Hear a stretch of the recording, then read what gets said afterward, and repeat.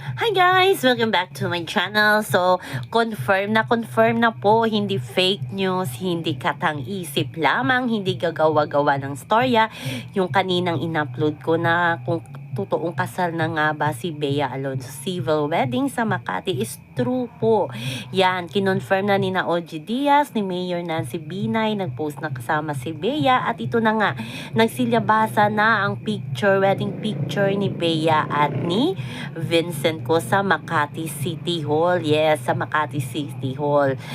Civil wedding muna. Kasi alam naman mga mayayaman, mag-civil wedding muna bago ang granding kasalan.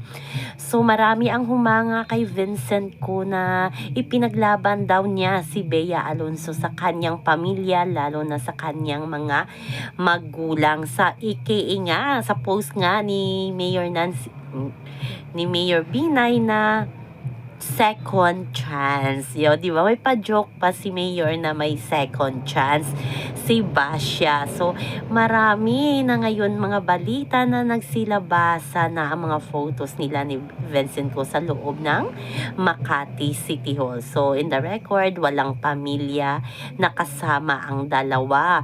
Parang staff lang daw ng Sikusana at saka isang kaibigan ni Vincent ko. Si Bea, wala mami niya, wala kapatid niya. As in, solo daw talaga itong si Bea Alonzo. Grabe yung pinagdaanan ng kanilang pag-iibigan. May naudlot at ito na nga, itinuloy na din ng dalawa ang naudlot na ingranding kasal nila sa France.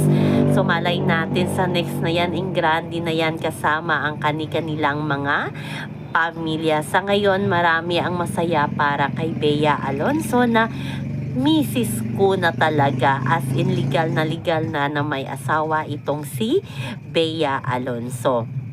Sabi nga ni OG Diaz, sa hinabahaba din ng prosesyon sa simbahan sa Makati City Hall pa din ang tuloy ng dalawa. So medyo humaba daw ang buhok ni Vincent ko. Yun ang mga bashers talaga, ba't daw tinanggap pa uli ni Bea itong si Vincent. Dito natin matapatunayan na mahal nila ang isa't isa, lalo na itong si Vincent ko na talagang mahal na mahal siguro itong si Bea Alonzo na ipinaglaban talaga na matuloy ang kanilang kasal. So, happy tayo kay Miss Bea Alonzo sa hinabahaba ng pagkukontent ko ngayon. Sa wakas, kasal na siya.